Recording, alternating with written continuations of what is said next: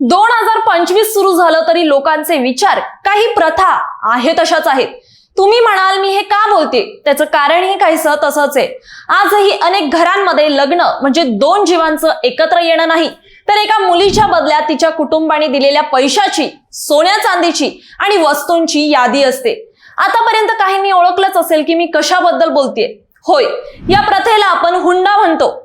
हुंडा हा केवळ एक आर्थिक व्यवहार नसून तो अनेकदा मुलींच्या छळाचे, मारहाणीचे आणि मृत्यूचे कारण ठरतो. कायद्याने हुंडा देणं घेणं हा गुन्हा आहे, पण प्रत्यक्षात समाजात ही प्रथा अजूनही जिवंत आहे. हुंडा मागणं म्हणजे त्या नात्याला बाजारातल्या व्यवहारासारखं बनवणं. असाच काहीसा प्रकार सध्या पुण्यात घडलाय. पुण्यातील वैष्णवी हगवणे प्रकरण हे याचंच एक भीषण जिवंत उदाहरण आहे. प्रेम विवाह, 51 तोळे सोनं, लाखोंचा खर्च, पण शेवटी हुंड्याच्या नावाखाली झालेला छळ आणि मृत्यू.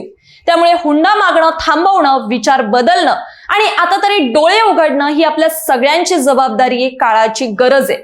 ती पॉलिटिकल बॅकग्राऊंड मधून येत होती म्हणून नाही, तर त्या प्रत्येक स्त्रीसाठी ज्यांच्या आजही सासरच्यांकडून छळ केला जातोय.